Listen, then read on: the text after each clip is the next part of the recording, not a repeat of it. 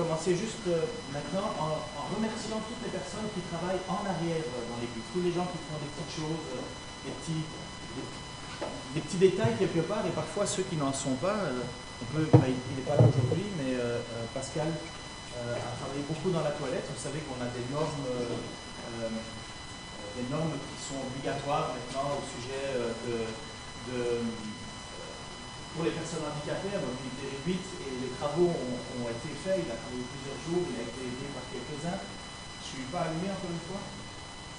Voilà, là je suis allumé. Ouais, la lumière vient sur moi, le son vient sur moi. À l'époque, dans les années 1930, les films c'était sans parole. Vous pouviez mettre ce que vous vouliez, je devais juste faire des gestes. Donc, merci à tous ceux qui font des petites choses, ceux qui préparent pour les PowerPoint, ceux qui préparent pour les chants, ceux qui préparent pour toutes sortes de choses, ceux qui font... C'est ça la vraie vie d'église, c'est une communauté, c'est une famille. Alors on s'entretient, il y en a certains qui ne peuvent plus, il y en a certains qui ne peuvent pas, et puis il y en a d'autres qui peuvent et qui le font, et puis merci à tout le monde. Et si vous avez encore envie aussi de vouloir vous intégrer dans cette vie normale de l'église, il y a plein de choses qu'on peut vous proposer à faire. Vous vous souvenez on est ensemble, parce que vous n'avez pas le choix, puisque c'est moi qui décide de ce que je prêche. Mais la bonne nouvelle, c'est qu'on a une ligne conductrice, c'est qu'on continue à faire l'évangile de Jean. Et dans l'évangile de Jean, je vous avais expliqué il y a 2 semaines, parce qu'entre-temps, j'ai été parfaire mes couleurs africaines. Je n'arriverai jamais à ton niveau, Léon, mais je m'approche. J'ai une question. Est-ce que les Africains peuvent me répondre à cela? Je me la suis posée depuis que je suis tout petit. Est-ce que les Africains peuvent avoir des coups de soleil? Et c'est un blanc qui répond. Mais je me suis toujours posé la question, parce que moi ça devient rouge, mais du rouge sur du blanc ça se voit, mais du rouge sur du noir ça ne se voit pas. Donc voilà, c'était comme ça. Voilà, ça manquait à ma culture, comme on disait. Bon, merci Léon de m'avoir répondu à ça. Donc pendant que j'ai été parfaire mon bronzage dans les Cévennes, vous savez je vous avais laissé sur l'évangile de Jean, sur la question de la femme qui avait reçu des pierres, où on l'avait présenté, flagrant délit d'adultère devant Jésus, et les pharisiens, les responsables religieux, voulaient tendre un piège à Jésus. Mais je vous avais expliqué que ce passage biblique n'était pas, en fait, dans les matériels. Jusqu'au Xe siècle, on ne le trouve pas dans l'évangile de Jean. Pas à cette place-là. Parfois, on le trouve à d'autres endroits. Et je vous avais expliqué que ce texte, bien qu'authentique, donc ça s'est vraiment passé, sauf qu'on pense que c'est un matériel de l'évangéliste Luc, et que par la file des temps, les copistes ne savaient pas où mettre ce passage, et ils l'ont alors inséré à ce moment-là dans l'évangile de Jean, entre le chapitre 7, verset 52, ils ont intégré 53, jusqu'au chapitre 8, verset 11, et puis après, verset 12 continue. Pourquoi je vous dis ça? C'est parce que dans le passage qu'on étudie en ce moment, il y a une continuité. Donc le petit passage de la femme adultère surprise, et où Jésus dit que celui qui n'a jamais péché lui jette la première pierre, ne devrait normalement pas être là chronologiquement. Pourquoi je vous dis ça? Parce que c'est important dans le fil de ce que Jésus est en train de parler et d'annoncer. Il est dans le temple, il est certainement dans le parvis des femmes. À l'époque, il y avait un parvis pour les hommes, un parvis pour les femmes. La bonne nouvelle, c'est que dans le parvis pour les femmes, il y avait les troncs à offrande. Donc, à l'époque déjà, apparemment, c'était les femmes qui géraient le budget. Je ne sais pas dans quel état était le temple, mais ça devait être bien géré. Et ça, c'est une supposition, parce que les hommes pouvaient aller dans le parvis des femmes, bien entendu, mais à l'époque, il y avait des règles qui faisaient que les femmes ne pouvaient pas rentrer dans le parvis des hommes. Mais bref, c'était comme ça. Et Jésus est là et il enseigne. Donc il y a une continuité. Il n'y a pas eu cette interlude avec cette femme qui se fait prendre en flagrant délit. Il y a une continuité. Donc Jésus est encore en train d'enseigner, encore en train de parler devant ses chefs religieux, ses responsables religieux et la foule aussi. Mais il a un but, Jésus. Il a un but. Il veut prouver et faire connaître à ses responsables religieux qui il est. Et il veut leur montrer qu'il n'est pas un imposteur, il veut leur montrer que toute l'Écriture parle de lui. Et qu'à un moment, il doit être là parce que c'est ce que l'Écriture veut. Un petit peu avant la fête des tabernacles, vous vous souvenez que les frères de Jésus avaient dit « Mais monte, vas-y, si tu veux te faire connaître, vas-y. » Jésus avait dit « Non, ce n'est pas encore le moment. Pour vous, toute heure est bonne, pour moi, ce n'est pas la bonne heure. L'heure, c'est Dieu qui l'a définie, c'est Dieu qui la décide. » Et dans cette révélation de Jésus progressive, Jésus place les choses de manière à se faire connaître de plus en plus évidemment Ça doit être de plus en plus évident. Sauf que pour ceux qui ont l'esprit fermé, et Jésus va expliquer, on verra dans les prochaines études, la motivation de ces gens, c'est parce qu'ils ne sont pas en Dieu, ils ne veulent pas et ils ne reconnaissent pas Jésus. Alors pourquoi est-ce que je vous dis tout ça? Parce que c'est la fête des tabernacles. Alors si vous cherchez dans la Bible ou dans des dictionnaires bibliques, vous allez voir que la fête des tabernacles a plusieurs noms. On l'appelle aussi la fête des tentes, la fête des cabanes, la fête des huttes, la fête des récoltes. Elle commençait le 15e jour du 7e mois et durait environ 7 à 8 jours. C'est une fête qui fait partie des 3 plus grandes fêtes que les responsables, que les Juifs assistaient et devaient assister. Ça faisait partie. Vous aviez la Pâque qui était aussi dans ces fêtes-là et les fêtes de la récolte. C'était excessivement important d'y aller. Et Dieu a dit, vous iriez et vous ferez ces fêtes là où je vous l'indiquerai.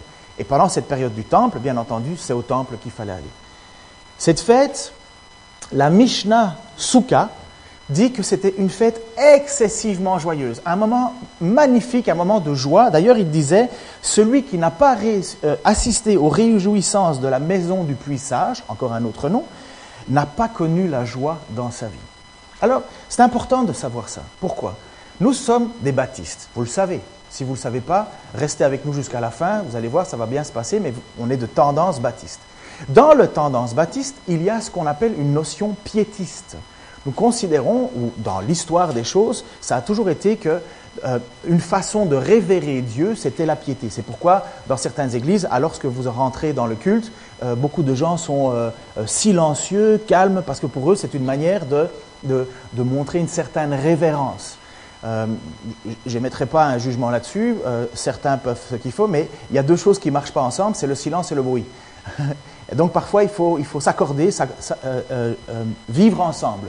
Mais, dans le temple, à l'époque, les réunions, les fêtes en l'honneur de Dieu, c'était la fête, c'était la joie, c'était des chants, c'était des moments d'euphorie quelque part. Il y avait des danses, et d'ailleurs lorsque vous lisez les psaumes chapitre 149, vous allez voir que l'auteur dit, mais louez-moi, réjouissez-moi avec vos chants, avec la musique, avec des danses. Alors j'imagine qu'un jour, peut-être, en tout cas sûrement au ciel on dansera. J'ai peu d'espoir qu'un jour on voit des gens danser ici, mais ceci dit, ça ne devrait pas nous choquer.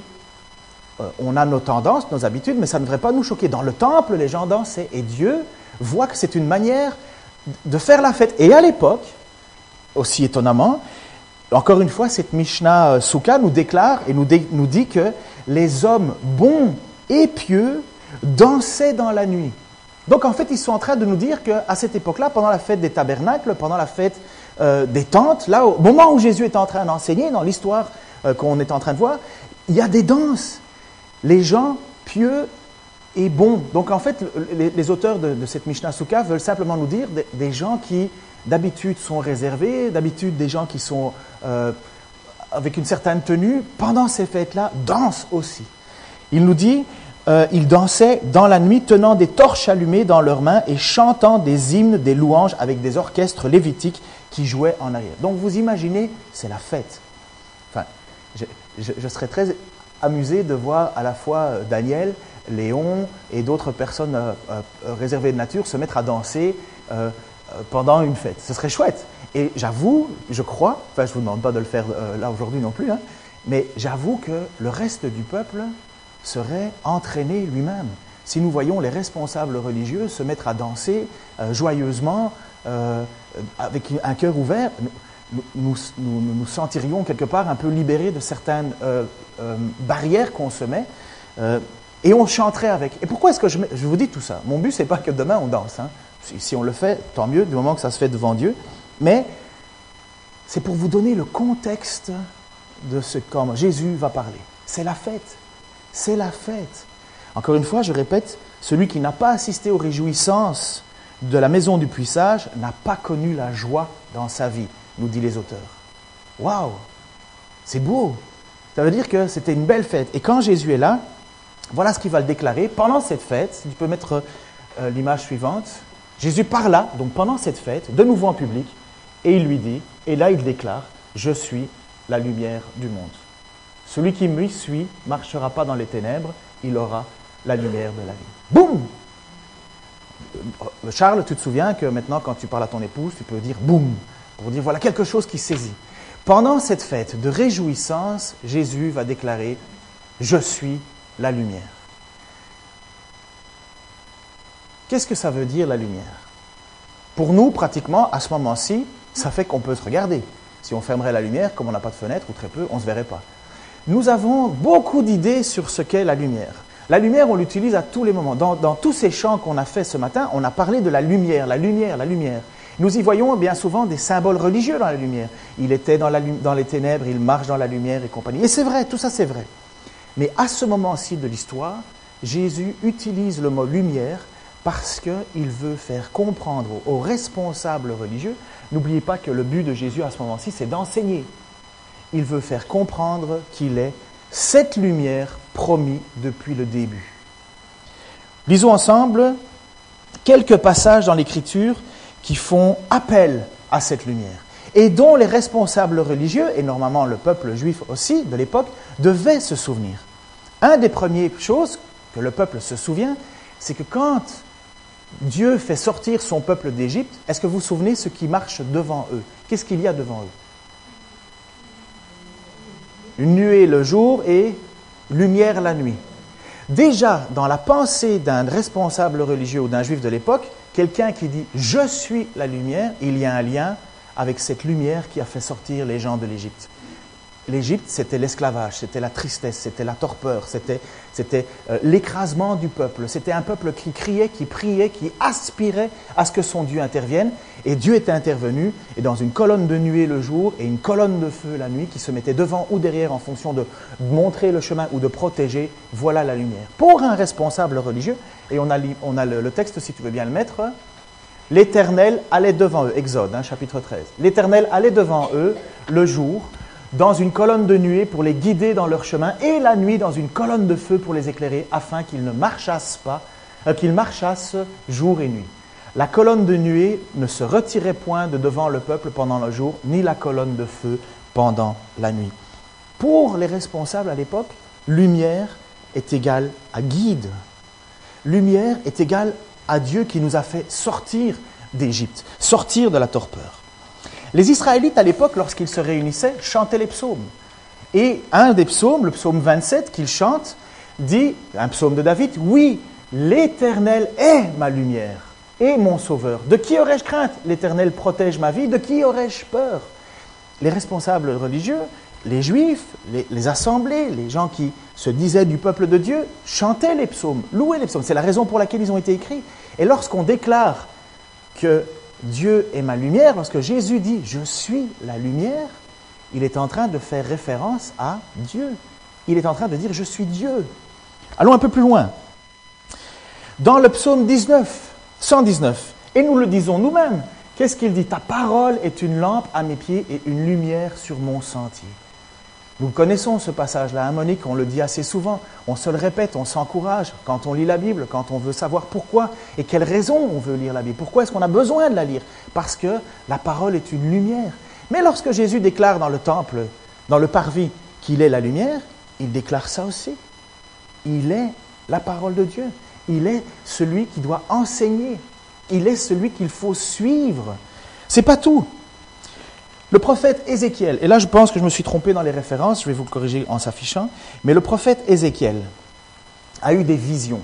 D'ailleurs, si vous voulez lire quelque chose d'un peu bizarre, étonnant, si vous avez envie de vous faire une représentation des choses qui se passent dans le ciel, lisez les premiers chapitres d'Ézéchiel et accrochez-vous. Un jour, à l'école biblique, le prof donnait cours et à mon habitude, je rêvassais. Et après avoir lu le texte pardon pour les professeurs d'institut biblique, mais il y a des fois où à partir de 16 heures, c'est plus la peine d'enseigner parce que les élèves sont plus là, ils sont en méditation perpétuelle, les yeux fermés, avec un ronronnement. Et dans le livre d'Ézéchiel, il parle un petit peu de ce que Ézéchiel essaye de transcrire ce qu'il a vu. Et à un certain moment, dans le livre d'Ézéchiel, il parle même d'une roue avec des yeux sur la roue, mais cette roue va à gauche, à droite. Et moi, j'étais en train d'essayer de dessiner. Je dessine super mal. À la limite, moi, mes bonhommes, ça se limite avec des bâtons et un rond en haut. Mais j'essayais, et je me suis dit, mais comment est-ce qu'on fait pour dessiner cette vision? Et dans cette vision, bon, on passe le dessin et compagnie, amusez-vous si vous avez envie de vous amuser, peut-être que la semaine prochaine on va avoir des concours de dessin, mais voilà ce que Ézéchiel déclare. Au-dessus du ciel, qui était sur leur tête, des espèces de chérubins, il y avait quelque chose de semblable à une pierre de saphir, en forme de trône. Et sur cette forme de trône apparaissait comme une figure d'homme placée dessus, en haut. Je vis encore comme de l'airain poli, comme du feu, et au-dedans duquel était cet homme, et qui rayonnait tout autour, depuis des formes de ses reins jusqu'en haut. Image suivante, s'il te plaît. Et depuis la forme de ses reins jusqu'en bas, je vis comme du feu, et comme une lumière éclatante dont il était environné. Tel est l'aspect de l'arc qui est dans les nuées, dans la nue, en un jour de pluie. Ainsi était l'aspect de cette lumière éclatante qui l'entourait. C'était une image de la gloire de l'Éternel. À cette vue, je tombais sur ma face et j'entendis la voix de quelqu'un qui me parlait. Les responsables, encore une fois, religieux de l'époque, lorsque Jésus dit « Je suis la lumière », ça fait penser à Ézéchiel. Et ce texte ne peut pas être ignoré, et il n'était pas ignoré à l'époque. Pour nous, ce n'est pas aussi évident, parce que pour nous, la question du jeu de lumière, on n'a pas ce passé juif en nous. Nous prenons le libérateur que nous avons. Eux, le libérateur n'était pas encore venu. Et ils aspiraient alors à toutes ces prophéties, à toutes ces déclarations qui avaient été faites. Et lorsque Jésus déclare qu'il est la lumière, il déclare qu'il est cet homme dans cette vision d'Ézéchiel. Il est cette lumière. Il est cet homme assis sur un trône. Jésus est Dieu. Il y a encore plus flagrant. Lorsqu'on lit Ésaïe 49, et Ésaïe 49, le livre d'Ésaïe était le livre le plus emblématique, celui qui parlait le plus de ce fameux Messie qui allait devoir venir.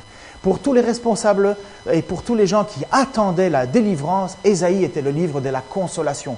Pour les premiers chrétiens, d'ailleurs, on appelle souvent le livre d'Ésaïe comme étant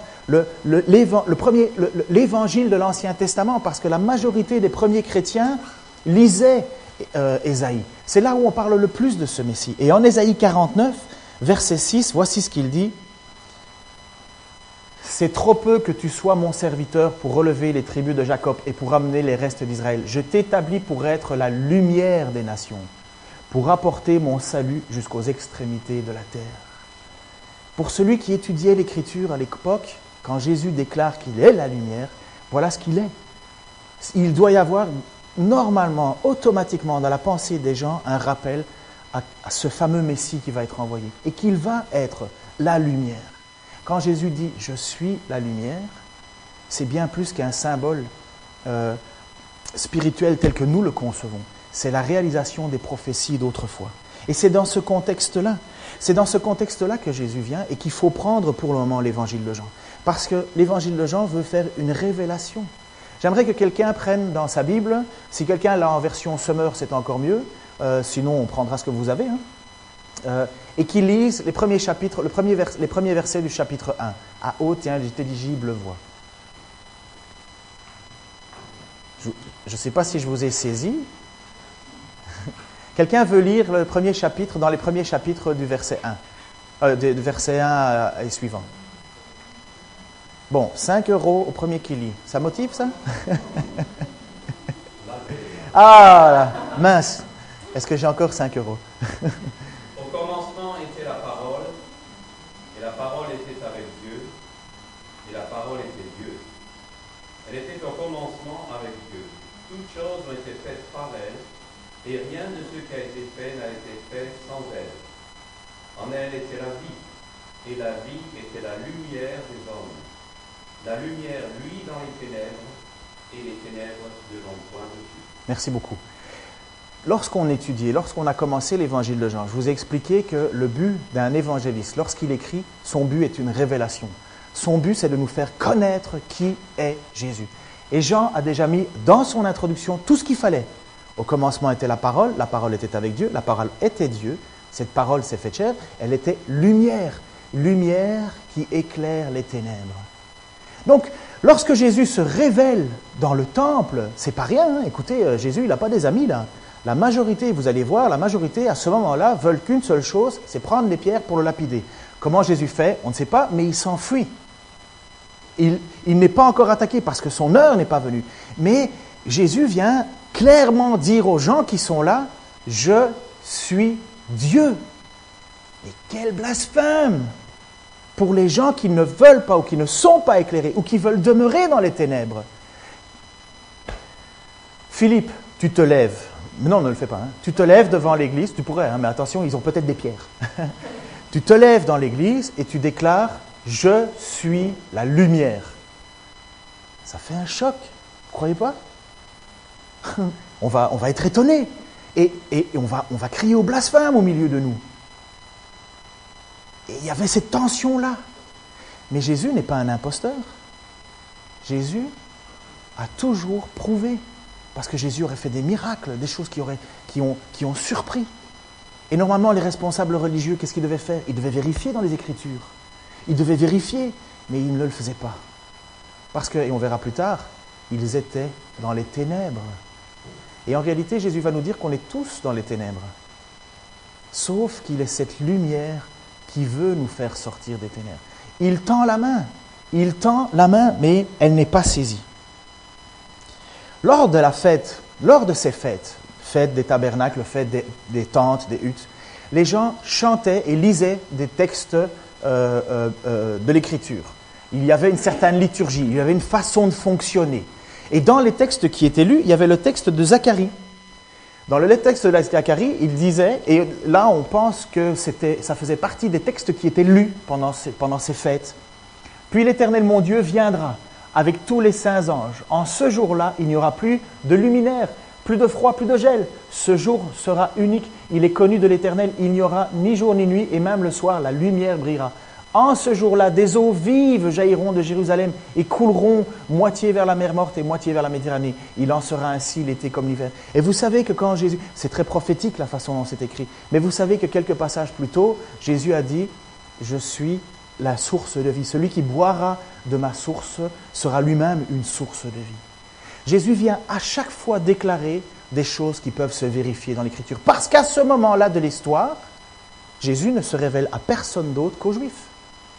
Jésus ne se révèle pas à des Européens. Il ne se révèle pas à autre chose que le peuple que Dieu s'était choisi dès le commencement. Il se révèle à des gens qui connaissent l'Écriture. D'ailleurs, vous connaissez ce passage où à un certain moment, Jésus a dit « Le Fils de l'homme a été d'abord envoyé dans son peuple ». Et il faut garder ça en tête que pour le moment, Jésus est en train de dire qui il est à des gens qui devaient savoir qui il était. Mais ils ne le veulent pas. Ils ne le veulent pas. Parce que la lumière est rentrée dans les ténèbres et les ténèbres ne l'ont pas gardée. C'est difficile d'entendre ça parce que Jésus, plus tard, et vous allez voir les prochaines prédications à ce sujet-là, Jésus va dire à ses responsables religieux qu'ils ne peuvent pas le connaître parce qu'ils ont comme père le diable, l'ennemi de Dieu. Waouh! Vous comprenez pourquoi ces responsables veulent prendre des pierres. Si je te dis, Philippe, ton père c'est le diable, waouh, tu me prends une pierre, tu es fâché et je comprendrai. Mais Jésus a toute autorité de le faire. Et il est en train de poser son autorité. Il est en train, en déclarant « Je suis la lumière », c'est fort. Jésus déclara, et on remet le passage, Jésus déclara donc « Je suis la lumière du monde. Celui qui me suit ne marchera pas dans les ténèbres, mais il viendra à la lumière. » Jésus vient pour séparer. Jésus vient pour séparer ce qui est de toute façon dans les ténèbres. Il vient parce qu'il est cette lumière capable de nous sortir. Il vient parce que c'est le Saint de Dieu, l'envoyé. Qu'est-ce qu'une vie dans les ténèbres, à votre avis? On a aujourd'hui toutes ces idées, c'est vrai, sur la question de l'occultisme, sur la question de vivre dans des choses affreuses, dans la pornéa, pornéa, c'est tout ce qui est la déviance sexuelle, tout ce qui est en dehors de la vie de couple enceint, marié dans un lit. Tout le reste, adultère, concubinage, tout ce que vous voulez, ça rentre dans le côté pornéa. Ça, c'est les choses gentilles.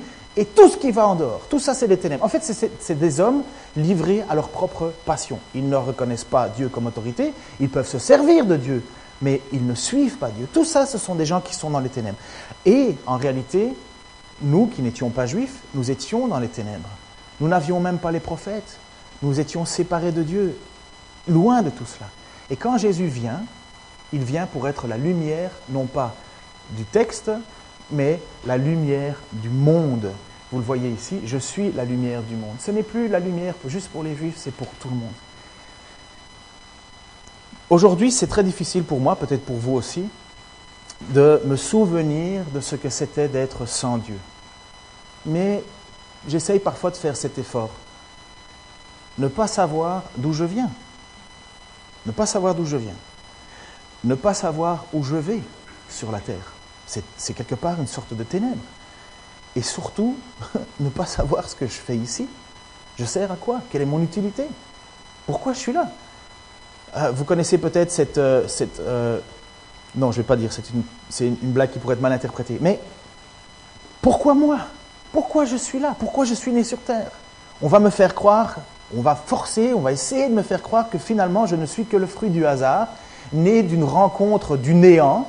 Du néant, n'importe quel scientifique va dire que le néant, c'est l'existence de rien. Et on va me dire, on va essayer de me faire croire que de rien est venu tout. Sans comme ça, de rien. Poup, naturellement, enfin, hors naturellement, mais on va me dire que je viens du néant. Mais comment est-ce que je peux baser ma vie? Comment est-ce que je peux savoir quelle est mon utilité, mon sens, si déjà on me dit que je viens du néant? C'est ténébreux. Et Jésus vient pour dire, non, non, je suis la lumière. Je suis la lumière et je vais t'expliquer, et vous allez comprendre d'où vous venez et où vous allez. Sauf qu'il y a un problème. C'est que demeurer dans les ténèbres, ça veut dire être séparé de Dieu. Et Jésus vient pour faire ce lien, justement. Il vient pour dire que ceux qui veulent le suivre, celui qui me suit, donc Jésus est là. Après ça, il y a une démarche à faire. Il faut suivre, il faut croire, il faut reconnaître que Jésus est ce Messie, il faut l'accepter, il faut avoir la foi. Jésus a donné assez de preuves, il le fait avec des miracles, il le fait avec les paroles pour prouver qu'il n'est pas une anomalie dans l'histoire, mais que tous les prophètes ont parlé de lui. Mais il dit, celui qui voudra marcher, celui qui voudra me suivre, ne sera plus dans ces ténèbres. Plus que cela, il donne un cadeau, il dit, il aura la lumière de la vie. Mais mes amis, le privilège du chrétien, celui qui vit avec Dieu, lorsque tout est abattu, qu'est-ce que tu fais? Tu pries ton Dieu. Lorsque tu as fait une erreur, que tu as commis une mauvaise action, que tu sais que tu as mal fait, tu peux prier ton Dieu qui va te dire, je te pardonne. Parce que tu confesses, je te pardonne. Mais c'est une lumière de vie, cela. Vous savez le nombre de gens qui se suicident par sentiment de culpabilité? Encore récemment, quelqu'un qui avait fait une fausseté dans les déclarations de sa société a mis fin à ses jours parce qu'il se sentait coupable. Les ténèbres envahissaient. Il n'avait aucune lumière dans sa vie. Le médecin de Koh Lanta, vous connaissez cette histoire? Le médecin de Koh Lanta s'est suicidé parce qu'il ne supportait pas le poids d'avoir pas pu faire quelque chose. Il était dans les ténèbres, il n'avait aucune lumière, aucune. La seule possibilité pour lui de s'en sortir, c'était se suicider, c'était mourir. Mais lorsque tu mets ta confiance en Jésus et qu'il dit qu'il est ta lumière, il te donne le moyen de t'en sortir de toutes les situations, parce qu'il est la lumière de la vie. Sans lumière, pas de vie. Essayez de faire pousser n'importe quoi sans lumière. Par les champignons. Et encore, il faut de la chaleur. Et la lumière, c'est la chaleur. À un certain moment, Jésus va dire ceci. Et c'est très fort. Chapitre 8, verset 24. Si vous ne croyez pas ce que je suis, vous mourrez dans vos péchés. Le péché absolu. Certains vont dire, moi, j'ai pas de péché. Bon, qui me le prouve. Mais vous savez qu'à un certain moment, il y a eu un jeune homme riche qui s'était venu vers Jésus et qui avait dit que faut-il faire pour avoir la vie éternelle? Et Jésus dit obéis à la loi, respecte tes parents. Et l'homme riche dit mais j'ai fait tout ça. J'ai fait tout ça. Et Jésus va lui dire à un certain moment c'est bien. Et sous-entendu apparemment que Jésus dit oui, apparemment tu l'as fait. Va, vends tous tes biens et suis-moi. Et là l'homme pleure parce qu'il n'arrive pas à faire cela. Il demeure dans le péché. Pourquoi? Parce que le péché, c'est de ne pas croire, le péché absolu, c'est de ne pas croire qui est Jésus. C'est de rejeter Jésus. Voilà ce que Jésus dit. Si vous ne croyez pas ce que je suis, vous mourrez dans vos péchés. Et il le dit aux responsables religieux de l'époque, mais il le dit à nous aussi quelque part. Si vous ne voulez pas croire qui je suis, ben vous allez rester dans le péché, vous allez mourir dans le péché. D'autres passages en Jean vont dire, celui qui ne reconnaît pas Jésus-Christ, c'est le péché. Le péché, ça veut dire manquer le but que Dieu nous a fixé. Amartya, manquer la cible. Le but que Dieu a fixé, c'est de nous faire rencontrer Jésus-Christ, la lumière, le sauveur, la porte, le bon berger, la source de vie. Mais si on le rejette, on meurt dans le péché. Et alors on n'a pas cette vie. À un certain moment, dans l'histoire des apôtres et Jésus qui marche au milieu d'eux, il va y avoir quelque chose de spectaculaire pour 3 apôtres. Pour Pierre, pour Jacques et pour Jean. Voici, Luc chapitre 2, versets 25 à 32, et voici, il y avait à Jérusalem... Ah non, pardon, je vais trop vite, excusez-moi. Le passage que je vais vous lire. À un certain moment, qui se souvient de la fête de Noël? Bon, pour certains, vous en avez fait 80. Si vous ne vous souvenez pas de la fête de Noël, vous savez qu'à Noël, nous fêtons la naissance de Jésus. Aujourd'hui, en grosse concurrence contre Coca-Cola et son Père Noël. Mais la réalité de Noël, c'est que nous fêtons Jésus. À Noël, à cette période, mais nous ne pouvons pas la dater à 25 décembre, c'est faux, tout ça c'est des aléas des calendriers, mais à un moment, 8 jours après la naissance de Jésus, le bébé est amené dans le temple pour le présenter à Dieu, parce que c'était comme ça que ça se faisait. Et un vieux bonhomme, Siméon, peut-être 80 ans, peut-être ton âge, Charles, un vieux bonhomme qui a mis tout son espoir en Dieu, a espéré. Au bout de 80 ans, t'espères quand même pas mal, quoi. Se retrouve, lui aussi, voulu par Dieu, dans ce temple. Et voici, il y avait à Jérusalem un homme appelé Siméon. Cet homme était juste et pieux. Il attendait la consolation. Donc il espérait. Et l'Esprit Saint était sur lui. Il avait été divinement averti par le Saint-Esprit qu'il ne mourrait pas avant d'avoir vu le Christ, le Seigneur. Il vint au temple, poussé par l'Esprit, comme vous ce matin pour venir à l'église.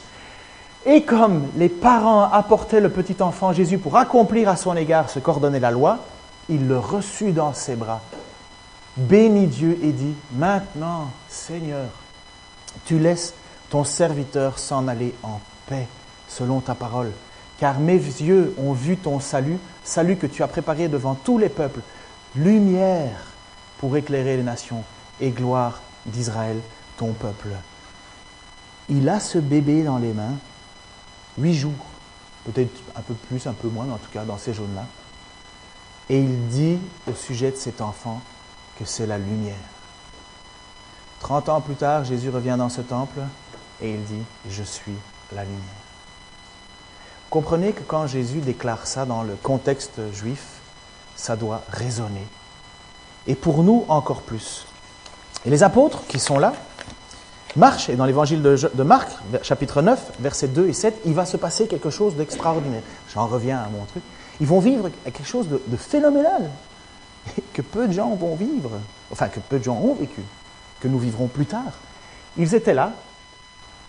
6 jours après, Jésus prit avec lui Pierre, Jacques et Jean, et il les conduisit seuls à l'écart, sur une haute montagne. Il fut transfiguré devant eux. Ses vêtements devinrent resplendissants d'une telle blancheur que personne sur la terre, ni Ariel ni Dash, ne peut blanchir ainsi. Quand j'étais plus jeune, on disait que Ariel lave plus blanc que blanc. On s'est toujours posé la question, c'est quoi comme couleur?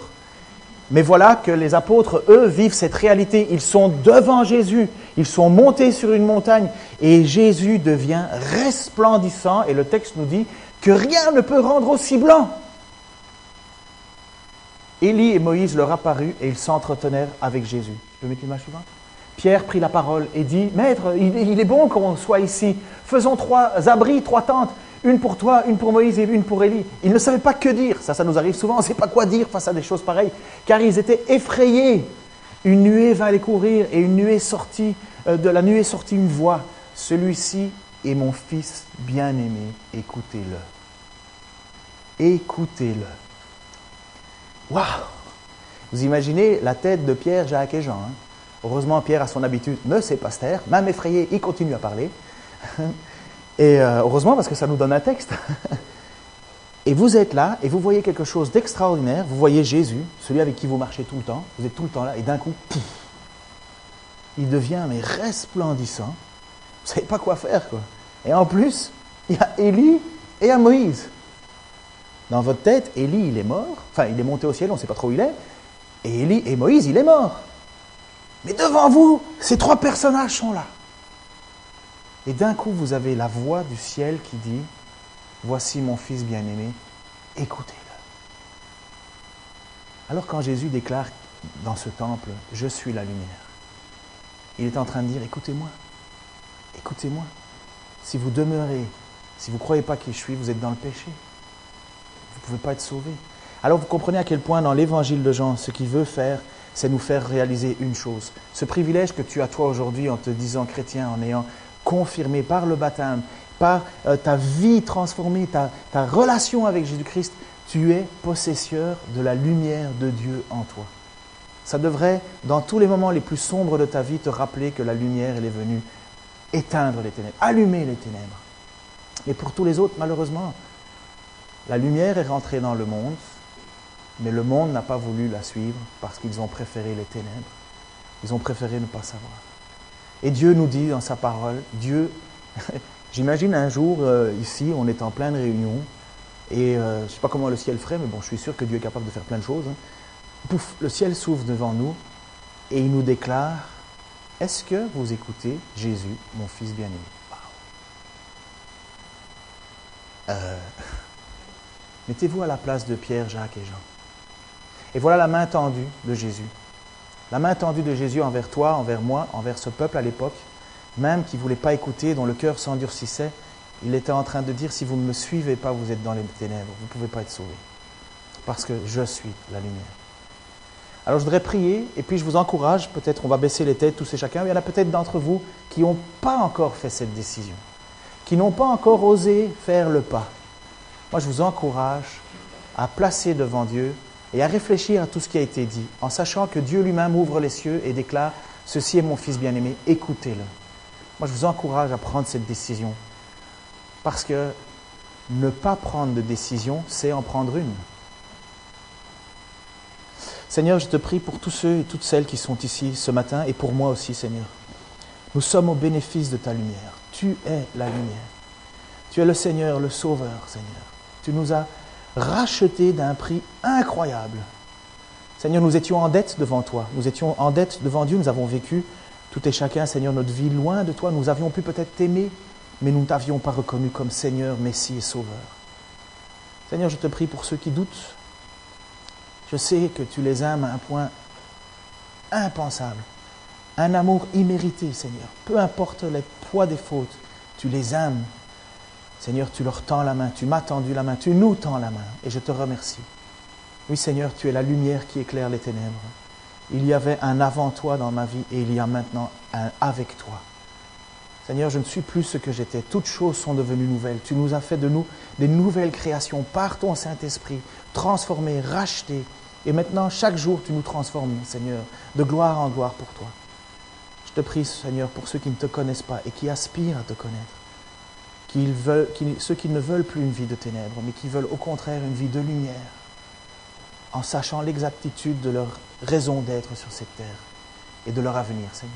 Père, révèle-toi à eux, qu'ils t'accueillent, Seigneur. Merci pour tous ceux qui ont fait ce choix.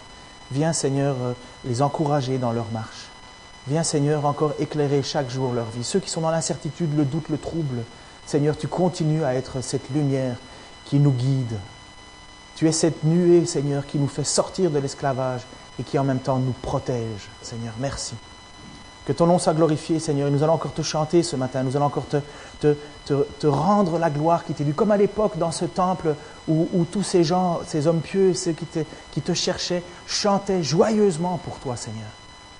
Mais nous pouvons le faire avec encore une plus grande joie, Seigneur, sachant que la lumière, c'est toi. Tu es notre lumière, Seigneur. Merci. Dans le nom de Jésus-Christ. Amen.